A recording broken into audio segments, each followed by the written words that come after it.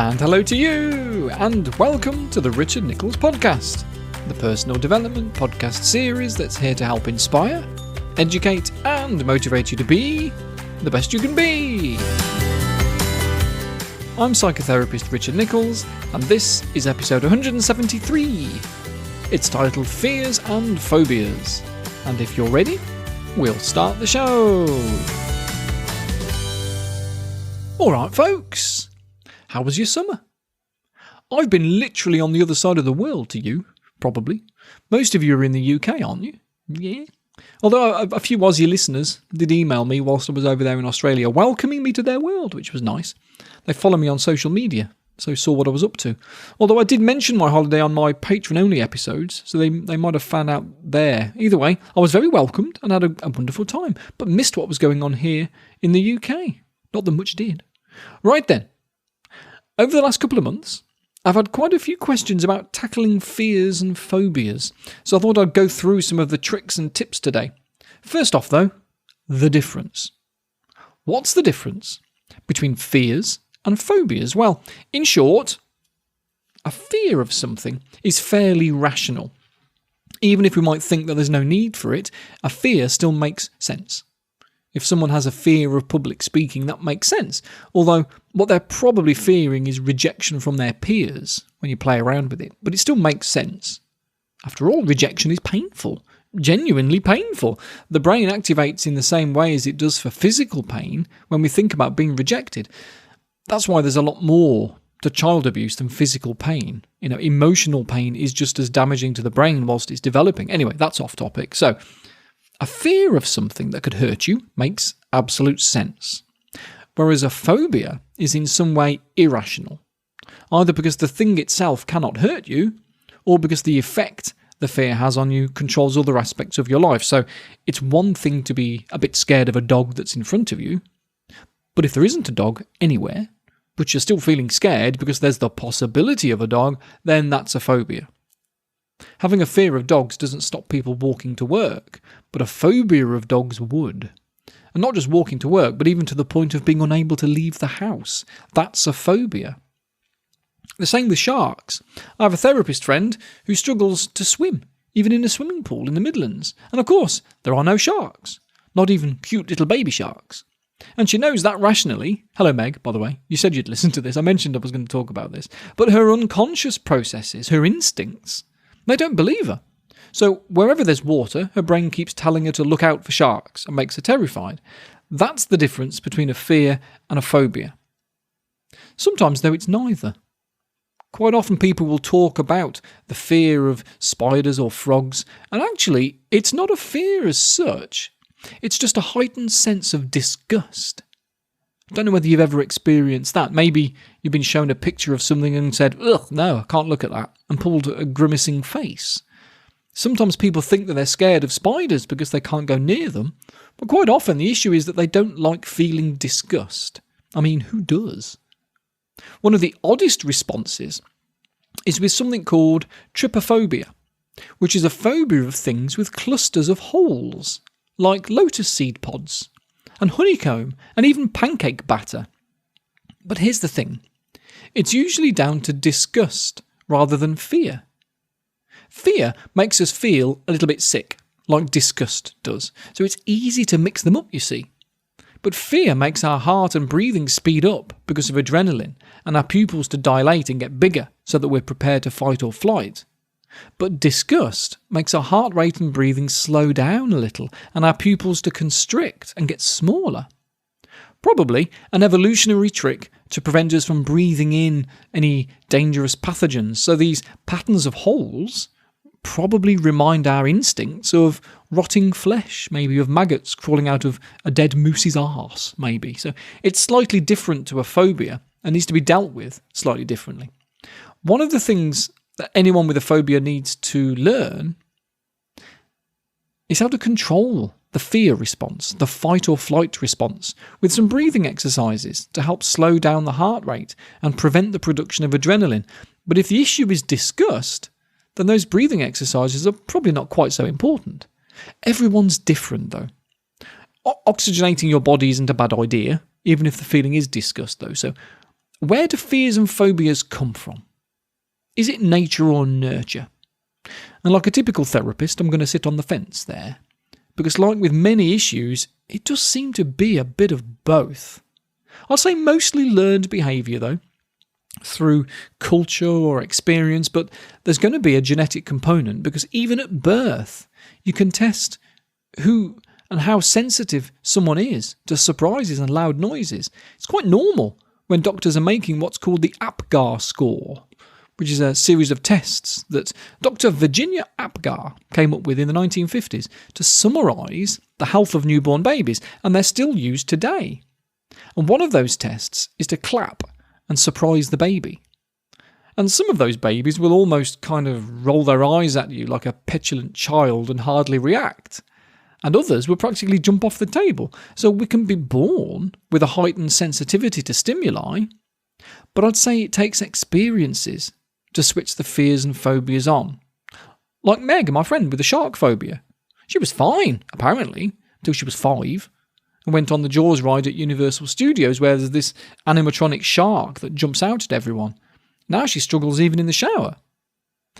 Bizarrely, she didn't even remember that Jaws ride until she was well, she didn't remember it at all. She was so young that she must have blocked it out. It was her mum that told her about it relatively recently. So it's not necessarily the initial sensitizing, put my teeth in, it's not the initial sensitizing event, as they're called. That's the reason for the phobic reaction. Today, it's the repetition of the association week by week, year by year, that we ingrain into our unconscious, into our instincts, our personality. So how do we deal with them? Well, like I say, the first place to do some work when dealing with anything to do with fight or flight response is to learn some breathing exercises. To bring down the feelings that fear and panic bring out in the body, the churning in the stomach that comes from the body pulling on blood to feed the muscles in case you need to fight for your life, the production of adrenaline that makes your heart race. Breathing exercises help with that because the reason for those feelings is because your body wants oxygen in the muscles. So when you give your body oxygen, it helps to prevent the ongoing need for more that will create that panicky feeling, so breathe. And it's called diaphragmatic breathing because in pulling your diaphragm down as you breathe in, by pushing your stomach out a little, you can expand your lungs and make them more efficient. And it will seem weird at first, pushing your stomach out on the in-breath, because you might be so used to pulling your stomach in and puffing your chest out when you breathe, but you want to get out of that habit as soon as you can. I've spoken about diaphragmatic breathing many times, so I don't want to repeat myself too much. And if you're new to the podcast, then there's a video on the freebies page of my website at richardnichols.net. So go and watch that instead. If you want, you might find it useful. Because once you're quite good at controlling your body this way, you can feel confident about changing the way that you feel about whatever the phobia is about. Because what we tend to use a lot of in therapy is what's called SUDS, the Subjective Unit of Distress Scale. On a scale of 1 to 10, 10 being, I think I'm having a heart attack, and 1 being bored, if you give the response you have to the stimulus a number, then you can bring that number down with those breathing exercises. And the best way to do that is with what's called systematic desensitization, or exposure therapy. It can be called sometimes, which means you start with something small and you work your way up. If your fear is of talking to people and having a conversation with a stranger in a bus queue, and that's 8 or 9 out of 10, creeping close to feeling like a heart attack, then you need to start lower down, obviously. It might be just brief eye contact with a checkout assistant in the supermarket, or maybe even just using the tills with the assistants in the first place instead of the self-checkout. If doing that is 5 or 6 out of 10, then do it again. And again, and again, and again. Using those breathing exercises to bring it down a number or 2 every time you practice it, because given enough times, you might find that what was once a 6 soon becomes a 2. And in order to be 6 out of 10 anxious again, you'd need to do something more. Something that, this time last week, would have been an 8 and too overwhelming. Now the idea of it is only a 6, so you can go on to the next level and repeat.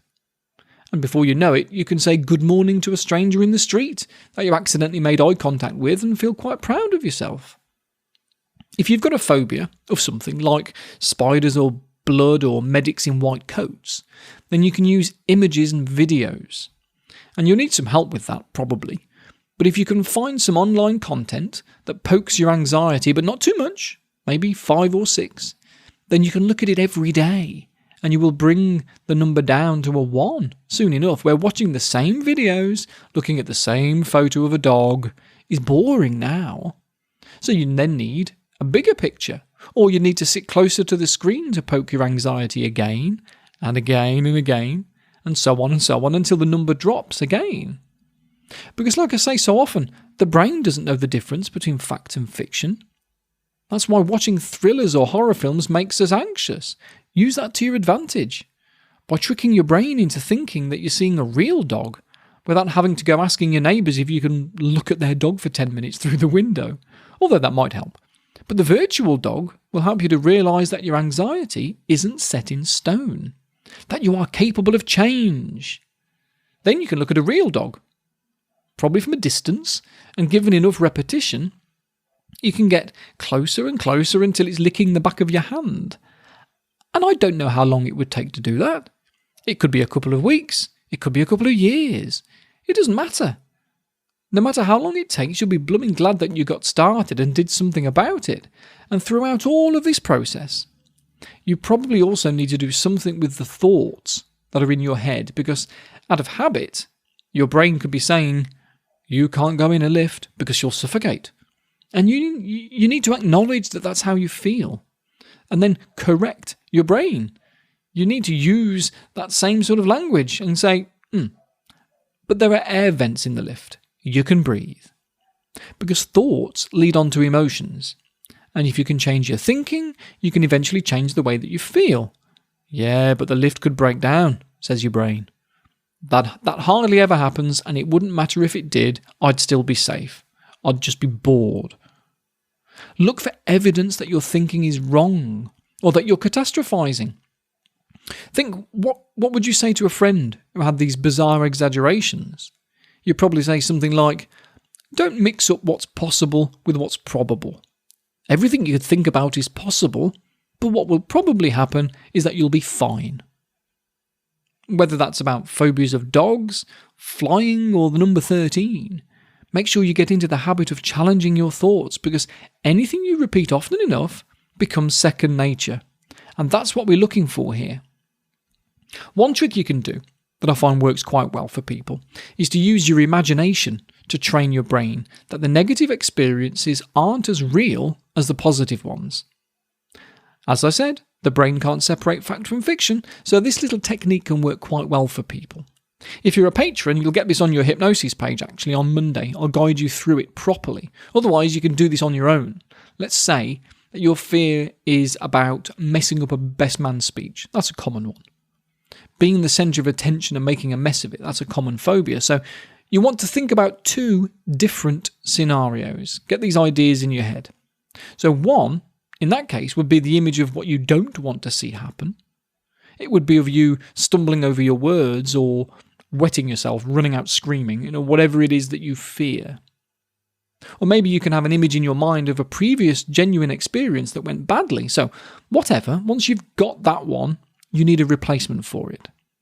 You need an idea about what you do want to see happen. Maybe you with a smile on your face. You talking at a confident pace and making eye contact with people. You finishing your speech with everyone clapping and then it's over, that sort of thing. So now that you've got these 2 scenes in your mind, this is what you do with them. First off, when you watch a film or a TV program, and you always know when one of the characters is having a daydream or it's a flashback or something, because the image gets a bit blurry or even black and white, like it's got a filter over the lens to let you know that this is the past. This isn't actually happening. This is just a flashback from this man on the screen. Well, that's going to be how the negative version always appears to you. That when you go through this exercise, the negative experience is blurry or black and white. So when you're ready, this is what you do. You close your eyes and you imagine that you're walking into an empty cinema. and you find a seat somewhere in the centre and you sit down. Now in the armrest are some controls for the film that you're going to watch, so you're always in control. There's play, pause, rewind, eject, volume, everything you need. So you press play and the lights go down and the film starts. Now, this film is a black and white or blurry version of what you don't want to see happen. You see yourself up on that screen, but it doesn't feel like you. It's as though it's an actor that just looks like you. So this version of you is having a bad time. But even the sound is muffled maybe, so that as you sit there in the cinema seat, you can't really identify with that character very well. So you press a button in the armrest, and this image begins to shrink. It gets smaller and smaller and smaller, and it moves into the corner of this cinema screen. And as it does that, there's a brighter image starts to come through to fill the screen. The image of you acting and reacting in just the way that you want to. More confident, more proud, more able to deal with anxiety and nervousness, but being okay about it. And this scene is clear. Crystal clear, high definition, far clearer and crisper than the muffled old black and white image in the corner there. So you identify with this version of yourself better. It's more like you. And maybe you prove that to yourself by pressing the shrink button again and letting that small image grow and fill the screen again and see how you feel about it. Because you could get bored by that black and white muffled version of you. So you press the shrink button and let it shrink down into the corner again, and it's replaced by that brighter, positive image again. And you can really use your imagination because, as a wise person once said, anything can happen in a made-up story. So imagine that you begin to float out of the cinema seat, that you can fly. So you rise up, floating above the seat, floating towards the screen, and this bright, happy, confident you is filling your vision as you get closer and closer to the screen, until some magic happens, and you can merge into that event. You float into the cinema screen and become the version of you that was in there, but looking out through your own eyes at what's going on and feeling good about it. See the situation that you used to be fearful of, but as you have all the confidence you need to handle it, you can imagine the speech or the presentation or the dinner out with a blind date or whatever, as if you're looking out through your own eyes and doing really, really well.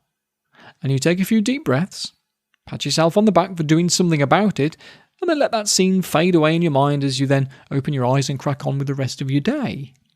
And it's a simple little exercise that only takes a few minutes, and if you do it regularly, your brain will learn that the negative image just isn't worth focusing on. So rewind me talking about this if you need to, and think about how it might apply to you, and make your own version of it in a way that suits you. As long as the way you want to be is brighter and sharper, and the negative event is faded or muffled and can shrink down and become unnoticeable, then you will have some success. Let me know how you get on with it, and if you'd like the hypnosis track that accompanies it, then become a patron of the podcast at patreon.com, where for only £5 or £6, well, it's $7, whatever that means to you. It's quite cheap in Australia, I've been told, as digital goods there are VAT-free. So, it's just 10 Aussie dollars and that's it. Other countries add a bit on apparently, although I don't get it. I just get £5, which is fine. Anyway, not only do patrons get access to some weekly hypnosis tracks, but you'd also get my back catalogue of podcast episodes and patron-only episodes on a Monday morning as well. Which reminds me, I need to get Monday's episode ready. It's going to be about overthinking. So if I don't speak to you beforehand, then enjoy September and I will see you in October. Otherwise, I'll be back on Monday. Bye for now.